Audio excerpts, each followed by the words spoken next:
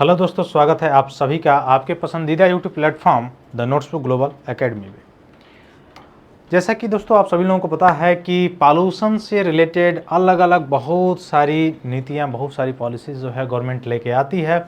खासकर वह जैसे राष्ट्रीय राजधानी क्षेत्र की बात कर दी जाए, यानी दिल्ली की बात की जाए, या भारतवर्ष की बात किया जाए, या वर्ल्ड लेवल पर भी आप बात करेंगे तो अलग अलग ऑर्गेनाइजेशंस जो हैं वह जलवायु परिवर्तन के प्रति जो कॉप होता है, अर्थात कॉन्फ्रेंस ऑफ पार्टी होती है UNFCCC की, जिसकी 1992 में रियो सम्मेलन में, अर्थात पृथ्वी सम्मेलन जिसको कहा जाता है, ब्राज़ील में जो हुआ था, उसमें 3 संस्थाएं बनती हैं UNFCCC, और मरुस्थलीकरण के लिए एक बनाई जाती है और एक CBD बनती है, अर्थात बायोडाइवर्सिटी से रिलेटेड बनाई जाती है, जिसमें से आपको ये दिखाई देगा कि कैसे वैश्विक जो ग्लोबल, जैसे वैश्विक तापन है या ग्लोबल वार्मिंग है, उसको कैसे रोका जाए, प्रदूषण को कैसे कम किया जाए। यह प्रदूषण जो होता है वास्तव में आपको दिखाई देगा कि स्वास्थ्य पे तो ये प्रभाव डालता ही डालता है, और स्वास्थ्य पे निगेटिव प्रभाव डालने के बाद आपको दिखाई देगा कि जो दुर्घटनाएं होती हैं उनको भी यह बढ़ाने, और खासकर जो कृषि पद्धतियां हैं या कृषि उत्पादन है उसको भी यह इफ़ेक्ट करता है। और जो जीव जंतु होते हैं, जो जलीय जीव होते हैं, या फिर से पर्यावरणीय या जो पर्यावरण में रहने वाले जो जीव होते हैं, उनकी अनुकूलता को कम करता है, जिसके चलते आने वाले समय में उनकी संख्या में गिरावट होती चली जाती है और वह संकटग्रस्त होकर एक समय क्या हो जाते हैं, विलुप्त हो जाते हैं। तो इन सभी के लिए, अर्थात ये जो प्रदूषणकारी कण है या प्रदूषण है, उन प्रदूषण को रोकने के लिए आपको पता है कि अलग अलग पॉलिसी गवर्नमेंट लेके आती है। अगर खासकर विश्व पे यानी डबल अगर देखा जाए, यानी वर्ल्ड लेवल पे बात किया जाए, तो वर्ल्ड लेवल पे आपको पता होगा कि वैश्विक लेवल पे सबसे ज़्यादा प्रदूषित अगर कोई राजधानी है तो दिल्ली है। तो प्रदूषित राजधानी की श्रेणी में दिल्ली है। इवन जो है आपको दिखाई देगा कि सबसे ज़्यादा अधिक शहरों की श्रेणी में भी भारत को इसमें नामित, या भारत को उसमें आपने देखा होगा कि भारत के बहुत सारे अधिक शहर हैं जो प्रदूषण से लिप्त हैं, अर्थात पॉल्यूशन मुख्य रूप से वहाँ पे ज़्यादा है। अब ऐसे में क्या होगा कि जब प्रदूषण बढ़ता है, जैसे मैंने बताया कि स्वास्थ्य संकट होता है, और स्वास्थ्य संकट एक पहलू लेके चला जाए तो वो भी एक आर्थिक हानि के रूप में आगे जाके जन्म लेता है, क्योंकि कार्य क्षमता को प्रभावित करता है। अगर उसकी बात अगर हटा दिया जाए, अगर आप देखेंगे दूसरे तरीके से जीव जंतुओं से रिलेटेड या पॉल्यूशन से और भी पहलू आप देखने का प्रयास करेंगे, तो आपको दिखाई देगा कि जो पर्यावरणीय प्रदूषण है उसके चलते एक ग्लोबल वार्मिंग के कारण जो है कृषि पद्धतियां या अन्य भी बहुत सारे प्रभाव आपको दिखाई देंगे। जैसे आपको दिखाई देगा कि ये जो बार बार भूकंप आ रहा है, या बार बार जो बाढ़ आना, या प्रकृति का परिवर्तन होना, मौसम में परिवर्तन होना, ये सभी इफेक्ट आपको ये दिखाई देंगे, जिसके कारण जो है अलग अलग जो है पॉलिसीज गवर्नमेंट लेके आती है, अलग अलग कार्य करती है। जैसे दिल्ली की बात किया जाए तो आपको पता है कि दिल्ली में जो पॉल्यूशन होता है, जो प्रदूषण होता है, उन प्रदूषण में सबसे बड़ा योगदान जो है इंडस्ट्रियल लेवल का होता है, मन औद्योगिक कारण है। दूसरा कारण आपको दिखाई देगा कि व्हीकल है, उसके कारण होता है, अर्थात जो व्हीकल्स की संख्या है वह दिल्ली में ज़्यादा, और जनसंख्या घनत्व भी आपको पता है कि दिल्ली में ज़्यादा है। इसके कारण यहाँ पे पॉल्यूशन ज़्यादातर, या ट्रैफिक जाम जैसी समस्याएं आपको देखने को मिलती रहती है। खासकर ठंडी के दिनों में जब तापमान व्युत्क्रमण होता है या उत्क्रमण होता है तापमान का, उस समय और भी ज़्यादा पॉल्यूशन की स्थिति आपको देखने को मिलेगी, जिसमें PM2.5, PM10 ये सभी कण जो है अधिक मात्रा में दिखाई देंगे, जिसमें अस्थमा या कैंसरकारी कण होते हैं, जो आगे आने वाले समय में जो बच्चे होते हैं, नवजात शिशु होते हैं, या युवक वर्ग होते हैं, या वृद्ध वर्ग होते हैं, उनको भी जाके इफेक्ट डालते हैं, और उसके चलते कार्य क्षमता भी प्रभावित होती है, उत्पादन भी प्रभावित होता है। अगर दूसरी तरह से आप देखने का प्रयास करेंगे तो पुआल भी एक कारक बताया जाता है कि जो दिल्ली के आसपास, जो राजधानी क्षेत्र के आसपास जो राज्य हैं, जैसे हरियाणा, पंजाब और उत्तर प्रदेश जो है, वहाँ पे पराली जो जलाया जाता है, उन पराली को जलाए कारण भी यहाँ पे पॉल्यूशंस आते हैं, ये भी एक कारण बताया जाता है। तो आपको दिखाई देता होगा कि हर वर्ष जब ठंडी का दिन आता है, ठंडी का मौसम आता है, तो व्हीकल्स के लिए ऑड एंड इवन लागू कर दिया जाता है। ऑड एंड इवन कहने का मेरा मतलब ये है कि एक दिन सम संख्या वाली जो गाड़ियाँ हैं वो चलेंगी, एक दिन विषम संख्या वाली गाड़ियां चलती हैं, ताकि ट्रैफिक कम हो, पॉल्यूशंस कम हो। इसके लिए और भी बहुत सारे जो हथघंटे हैं अपनाए गए हैं, जैसे मेट्रो जो है उसको बढ़ावा देने के लिए गवर्नमेंट उस पर तत्पर कार्य कर रही है। लेकिन इसके बावजूद भी आपको दिखाई देगा कि और भी कुछ इनिशिएटिव लिए गए, जैसे जो BS4 इंजन्स हैं उसके जगह पे कैसे, या 10 साल से पुराने अगर कोई मोटर्स हो या कोई उसका इंजन हो, उस तरह की कोई व्हीकल्स जो है दिल्ली राष्ट्रीय राजधानी क्षेत्र में इंटर करने से सीधे मनाही है।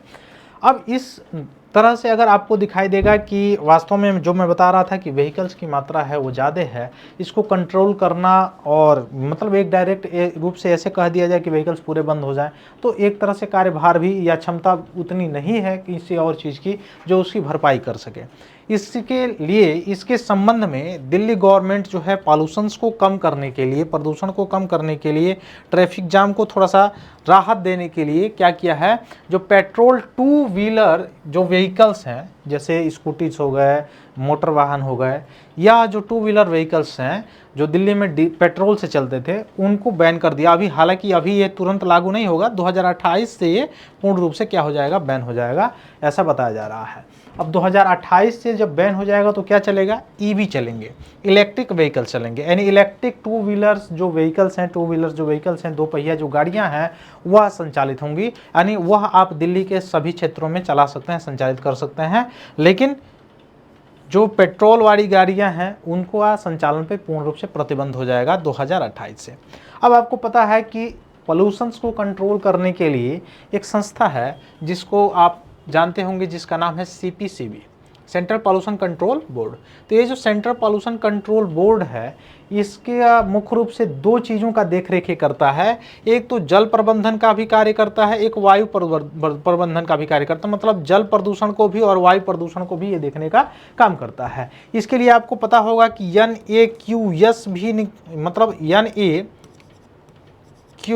भी निकाला गया था, मतलब नेशनल, मुख्य रूप से आपको दिखाई देगा एयर क्वालिटी इंडेक्स, इसका फुल फॉर्म है।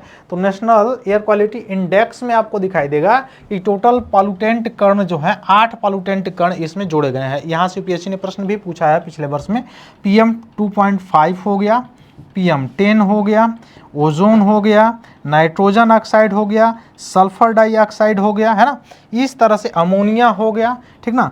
यह जो है आपको दिखाई देंगे कि कुछ कण है, लगभग इनकी संख्या कितनी है, 8 है, जो पॉल्यूटेंट कण के रूप में NAQI में माना गया है। जैसे कौन कौन है, PM 2.5 है, PM 10 है, 2 हो गया, ओजोन हो गया 3, नाइट्रोजन डाइऑक्साइड 4 हो गया, सल्फर डाइऑक्साइड 5 हो गया, अमोनिया जो हो गया वो 6 हो गया, मतलब 6वें नंबर का हो गया, और भी 7वें और 8वें नंबर का जो है, ये 2 जो है और आपको मुख्य रूप से देखने को मिल जाएंगे। जैसे कार्बन मोनोऑक्साइड हो जाएगा एक 7वां नंबर पे, 8वें नंबर पे आपको दिखाई देगा लेड, है ना। तो ये आपको लिख लेना चाहिए कहीं पे, मैं बता दे रहा हूँ। NAQI के अंतर्गत, NAQI national air quality index, जिसमें आपको दिखाई देंगे कितने पॉल्यूटेंट हैं, 8 पॉल्यूटेंट हैं। यह 8 पॉल्यूटेंट जो है, 8 पॉल्यूटेंट, इनकी संख्या आपसे पूछा जा सकता है कि कौन कौन से पॉल्यूटेंट हैं। तो इसमें से आपको याद रखना है PM 2.5, मतलब 2.5 का मतलब आपको पता होगा, ये जो 2.5 है, जो 2.5 है, मतलब ऐसे कण होते हैं जो 2.5 से भी छोटे आकार के होते हैं। अब यही कण जब फेफड़े में जाते हैं तो अस्थमा से रिलेटेड या फेफड़े से संबंधित जो भी बीमारियां हैं उसको जन्म देते हैं, ठीक ना। तो यहाँ से UPSC कई बार प्रश्न बना चुका है। फिर PM 10 हो गया, ठीक ना। उसके बाद से आपको दिखाई देगा PM 10 के बाद से कौन सा, ओजोन, मैंने बताया। ओजोन के बाद से हो जाएगा नाइट्रोजन डाइऑक्साइड, फिर उसके बाद से सल्फर डाइऑक्साइड, 6ठे नंबर पे आप लिख सकते हैं कार्बन मोनोऑक्साइड को, है ना। 7वें नंबर पे अभी मैंने बताया है कि अमोनिया लिख सकते हैं आप, है ना। और 8वें नंबर पे जो ये पॉल्यूटेंट है उसमें मुख्य रूप से लेड का प्रयोग किया जाता है। तो ये 8 पॉल्यूटेंट को मापता है NAQI, जिसको मापने का आधार आपको पता है कि कौन करता है, CPCB करता है, सेंट्रल पॉल्यूशन कंट्रोल बोर्ड करता है। यह पूरे नेशनल लेवल पे मापता है, मतलब राष्ट्रीय लेवल पे मापने का काम करता है, ठीक ना। राष्ट्रीय लेवल पे मापने का काम करता है कौन, नेशनल एयर क्वालिटी इंडेक्स। हालांकि ये कई वर्ग में देता भी है अपनी चेतावनी, संकेतक का भी इंडिकेटर का भी यह मुख्य रूप से इस्तेमाल करता है, जिसमें 400 और 450 से अधिक वाले में गंभीर और अति गंभीर की श्रेणी भी इसी में आती है, ठीक ना। तो रेड से लेके, ग्रीन से लेके, येलो से लेके ये भी कैटेगरी इसमें देता है संकेतक के रूप में, यानी AQI। और सेंट्रल पॉल्यूशन कंट्रोल बोर्ड अगर आपको पता होगा तो यह मुख्य रूप से जल प्रदूषण या जल नियंत्रण के लिए इसकी स्थापना की गई थी। और यह मुख्य रूप से क्या है, एक वैधानिक संस्था है। कैसी संस्था है? वैधानिक संस्था है, ठीक ना। तो इसको कंट्रोल करने के लिए आप मतलब थीम आप समझ गए होंगे कि कारण क्या है, क्यों ऐसा लाया जा रहा है। तो इसका कारण यही है, इसका लाने का मतलब ये जो बिल लाया जा रहा है या ये प्रपोजल लाया जा रहा है, प्रस्ताव जो लाया जा रहा है, इसका मेन कारण ये है कि दिल्ली में जो पॉल्यूशंस होते हैं उनको कैसे कंट्रोल किया जाता है। अभी आपने कुछ समय पहले भी देखा होगा कि कृत्रिम वर्षा करवाया गया था, बहुत सारे पैसे खर्च किए गए थे, लेकिन कृत्रिम वर्षा हुआ नहीं। उसका कारण क्या था कि कृत्रिम वर्षा नहीं हुआ? हालांकि कृत्रिम वर्षा में पोटेशियम आयोडाइड का, सिल्वर आयोडाइड का, इन सभी का प्रयोग किया जाता है ना। फिर भी वर्षा क्यों नहीं हुआ? उसका कारण है कि आर्द्रता नहीं थी, आर्द्रता की मात्रा नहीं थी, जिसके कारण ये वर्षा नहीं हो पाई। तो पहले वो उस समय वो चीज़ें भी ज़्यादा चर्चा में रही थी। और यहाँ से कृत्रिम वर्षा से रिलेटेड पिछले वर्ष प्रश्न यूपीएससी के द्वारा पूछ भी लिया गया है 2025 में, ठीक ना। तो यह क्यों बैन किया जा रहा है? ताकि टू व्हीलर्स जो है मतलब व्हीकल जो है 2028 से, वो उसमें 100% टैक्स रिलीफ भी दिया जाएगा इलेक्ट्रिक व्हीकल्स को, ताकि इलेक्ट्रिक व्हीकल्स को बढ़ावा मिले। और यह जो पेट्रोल से संचालित जो व्हीकल्स हैं उन या इलेक्ट्रिक व्हीकल्स मतलब टू व्हीलर्स वाले हैं, जो पेट्रोल से संचालित जो टू व्हीलर व्हीकल्स हैं उनको बंद करने की बात चल रही है 2028 में। कारण ये है, दो कारण, एक तो मैंने पॉल्यूशंस बता दिया, दूसरा कारण आपको दिखाई देगा कि अभी ईरान वार से एक चीज़ आपको दिखाई दे रहा होगा कि कैसे नवीकरणीय ऊर्जा या संधारणीय ऊर्जा पर मूव करना अति आवश्यक है और कैसे उस पर कार्य करना अति आवश्यक है। क्यों? क्योंकि अगर इलेक्ट्रिक पर निर्भरता है, 20% एथेनॉल जो है उसमें मिलाया जा रहा है E20, तो ये आने वाले समय में आपको ये दिखाई देगा ऑन द होल पे कि जो निर्भरता है कच्चे तेल पे, कच्चे तेल का कहने का मतलब जो पेट्रोलियम है उस पर जो डिपेंडेंसी है वह थोड़ी सी पहले की अपेक्षा कम हो जाएगी मात्रा। जब मात्रा मतलब डिपेंडेंसी कम हो जाएगी तो दो चीज़ों का फायदा मिलेगा। दो चीज़ों क्या?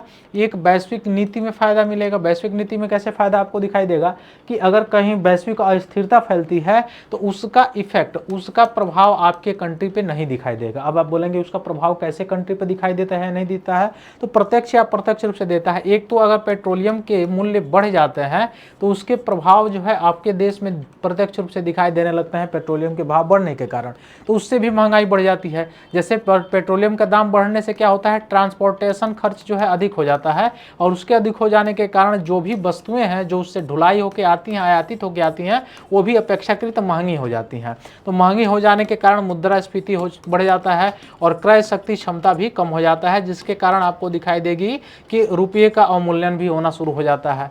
दूसरा कारण आपको ये साफ साफ दिखाई देता होगा कि राजकोषीय घाटा भी दिन प्रतिदिन क्या होता जाता है, इसके चलते बढ़ता जाता है। एक तो सोना के चलते और एक जो क्रूड ऑयल है, जो पेट्रोलियम है, इसके आयात के कारण। कारण क्या है? क्योंकि हमारे देश में उतनी उचित मात्रा में पेट्रोलियम जो है या पेट्रोकेमिकल्स जो है उनका उत्पादन नहीं हो पाता है, सोर्स ही नहीं है। तो जब नहीं हो पाता है इसलिए इसका मुख्य रूप से आयात ज़्यादा हो जाता है, क्योंकि जनसंख्या ज़्यादा है और मांग ज़्यादा है तो हम आयात से मतलब प्रतिपूर्ति करते हैं। तो यह इसलिए राजकोषीय घाटा को भी जन्म देता है। अब अगर इलेक्ट्रिक व्हीकल्स को अपना लिया जाए तो यहाँ पे राजकोषीय घाटा पहले की अपेक्षा कम हो जाएगा। तो ये तो सारी पॉजिटिव चीज़ें हैं, लेकिन निगेटिव चीज़ यह है कि आखिर जब इलेक्ट्रिक व्हीकल्स हो जाएगा तो सबसे बड़ा पॉइंट उसका है चार्जिंग का। जैसे अगर आप पेट्रोलियम के लिए जाएंगे तो बहुत सारे पेट्रोल पंप आपको देखने को मिल जाएंगे। आसानी से आप पेट्रोल भरवाते हो जहाँ पे आपकी मतलब पेट्रोल ख़त्म होता है और वहाँ से फिर आसानी से आप चले जाते हो। लेकिन यहाँ पे इलेक्ट्रिक व्हीकल्स के अभी तक इंफ्रास्ट्रक्चर में आपको देखेंगे तो आपको कहीं पे स्टेशन बड़े मात्रा में नहीं दिखाई देगा। बड़े शहरों की मैं बात कर रहा हूँ, शहरों में भी बड़े लेवल पे आपको इंफ्रास्ट्रक्चर दिखाई देता हुआ नज़र नहीं आएगा। तो इस इंफ्रास्ट्रक्चर पे भी काम करने की ज़रूरत है, क्योंकि अगर इंफ्रास्ट्रक्चर नहीं रहेगा तो लोग उसी के चलते नहीं ले पाएंगे, मोटिवेट होने के बावजूद भी नहीं ले पाएंगे। कारण क्या है? क्योंकि उनको पता है कि आखिर लेके क्या करेंगे भाई, कहीं दूरी जाने होगा, कहीं थोड़ा सा दूरी तय करना होगा, तो आसानी से अगर बाय द वे चार्ज खत्म हो जाता है या काम नहीं करता है, नहीं चल पाता है, तो फिर कहाँ से आगे चल पाएंगे? फिर वहाँ बैठना पड़ेगा इंतजार करना पड़ेगा, मिल भी पाए कि ना मिल पाए, ये सबसे बड़ी कंसर्न है। तो इसके लिए लोगों के अंदर कंसर्न बना रह रहा है, इसलिए सबसे ज़्यादा मात्रा में इसमें अभी भी लोग, हालांकि ये आज से शुरू नहीं किया गया है, इलेक्ट्रिक व्हीकल्स, इलेक्ट्रिक स्कूटी या इलेक्ट्रिक टू व्हीलर्स जो व्हीकल्स हैं काफ़ी 2-3-4 साल से हो गया, लेकिन अभी भी आपको दिखाई देगा कि उतना ज़्यादा अट्रैक्टिव लोग नहीं हुए हैं। उसका कारण कहीं ना कहीं यहाँ पे आपको दिखाई दे देगा, यह भी है कि उसकी चार्जिंग पॉइंट क्या है। अब चार्जिंग पॉइंट को बढ़ावा देने के लिए, इंफ्रास्ट्रक्चर को बढ़ावा देने के लिए क्या गवर्नमेंट ने कोई इनिशिएटिव नहीं लिया है, क्या गवर्नमेंट उस पर कार्य नहीं कर रही है? तो बिल्कुल ऐसा गलत है, बिल्कुल गवर्नमेंट भी उस पर काम कर रही है। जैसे अभी आपने देखा होगा एक योजना गवर्नमेंट के द्वारा चलाई जा रही है, पीएम ड्राइव करके। कौन सा? PM drive. अब ये जो पीएम ड्राइव है, इसमें टू व्हीलर व्हीकल से लेके थ्री व्हीलर्स ऑटो जो रिक्शा है आप देख रहे होंगे, थ्री व्हीलर से लेके और भी जितने भी फोर व्हीलर्स या बस हो गया, जो ट्रक हो गया, उन सभी के चार्जिंग पॉइंट की व्यवस्था इसके लिए इस कार्यक्रम के तहत की जा रही है, पीएम ड्राइव की तरफ, ई ड्राइव की तरफ। तो इसको भी आप लोग थोड़ा सा, मैं जो बताया हूँ मेंस के ओवरव्यू से बताया हूँ कि मेंस में कैसे इसका नेगेटिव पहलू हो सकता है, कैसे पॉजिटिव पहलू हो सकता है, ये भी आप लिख सकते हैं। तो राजधानी में वायु प्रदूषण का एक बड़ा हिस्सा है, मैंने बताया ऑलरेडी। इसके कारण आपको ये दिखाई देगा कि जो अलग अलग नीतियाँ हैं गवर्नमेंट के द्वारा बनाई जा रही हैं। वित्त वर्ष 28-29 में दिल्ली में नए पेट्रोल के चलने वाले दोपहिया वाहनों का पंजीकरण करने की अनुमति नहीं होगी, ये बताया जा रहा है, और नए पंजीकरण के लिए केवल इलेक्ट्रिक दोपहिया वाहन ही पात्र होंगे। तो एक क्या इससे घटेगी पॉल्यूशन की मात्रा? घट सकती है ना। और एक तो है लाइफ, बहुत सारे लोगों के पास विकल्प होने के बावजूद भी उस विकल्प को अपनाने की कोशिश नहीं करते हैं, ठीक है। तो ये भी एक चीज़ है जिसके चलते आपको ये चीज़ें दिखाई देते हुए नजर आएंगी, ठीक है। और अगर कोई व्यक्ति इलेक्ट्रिक कार पर मुख्य रूप से खरीदता है, इलेक्ट्रिक कार खरीदता है, इलेक्ट्रिक वाहन खरीदता है, तो उसको छूट भी दी जाएगी, अर्थात इलेक्ट्रिक कारों पर लगभग 100% रोड टैक्स में छूट दी जाएगी। अब इससे यह क्यों ऐसा किया जा रहा है? ताकि इसका बढ़ावा दिया जाए। अभी नया है का मतलब कि अगर जैसे IPO आता है तो उसमें आपने देखा होगा क्या क्या चीज़ें की जाती हैं, ठीक वैसे ये नया मार्केट में है, तो इसको कैसे बढ़ावा देने के लिए कौन कौन से इनिशिएटिव लिया जाए। तो जो टैक्स है उसको कम कर दिया गया है ताकि टैक्स में बिल्कुल छूट मिले। अब छूट मिलेगा तो आसानी से लोग अट्रैक्टिव होंगे इसके लिए। लेकिन सबसे बड़ी बात वही मैंने बताया, चार्जिंग पॉइंट वाला, तो वो सारी चीज़ें भी आपको देखनी होंगी, ठीक ना। ठीक, अब एक चीज़ आपके दिमाग में आ रहा होगा कि अगर चार्जिंग है तो इलेक्ट्रिक भारत में अभी भी सबसे ज़्यादा जो मतलब विद्युत का उत्पादन होता है कोयले से होता है, मतलब उसका स्रोत जो है या सोर्स जो है अभी भी नवीकरणीय ऊर्जा पूर्ण रूप से नहीं है। लेकिन आपको ये भी जानना चाहिए कि 2030 तक जो प्रतिबद्धता भारत ने जाहिर की थी उसको समय से पहले भारत ने पूरा कर लिया परमाणु जो क्षेत्र में। और आपने देखा होगा नवीकरणीय ऊर्जा में भी आपको दिखाई देगा चौथे नंबर का है, पवन ऊर्जा में भी चौथे नंबर का है, सौर ऊर्जा में आपको तीसरे नंबर में दिखाई दे देगा वैश्विक लेवल पे भारत। तो उस लेवल पे काम कर भी रहा है और आने वाले समय में आपको दिखाई देगा कि एफबीआर आपने देखा होगा कल्पक्कम में, तो वो सारी चीज़ें जो थोरियम के मोनोजाइट जो रेत से थोरियम उत्पादन होता है और थोरियम से यूरेनियम में बदल के तब परमाणु भट्टियों से या परमाणु क्षेत्र से वहाँ से विद्युत का उत्पादन होना, वो एक सबसे बड़ी संभावना है भारत में, वो हो जाती है। तो और भी विद्युत की जो निर्भरता है कोयले आधारित चीज़ों पर या कोयला अनवीकरणीय ऊर्जा के स्रोत पे, उस पर भी मुख्य रूप से कमी देखने को मिल सकती है आगे आने वाले समय में। अब इसमें पर्यावरण से रिलेटेड भी चीज़ें आपको दिखाई देंगी। अब ये चार्जिंग इंफ्रास्ट्रक्चर मैंने बताया या किफ़ायतीपन हो गया, उपभोक्ता विकल्प हो गया, ये सारी चीज़ें हैं जिसके कारण लोग अपनाएंगे कि नहीं अपनाएंगे देखा जाता है। तो फिर मिलते हैं हम लोग अपनी अगली क्लास में, तब तक के लिए बहुत बहुत धन्यवाद। जय हिंद।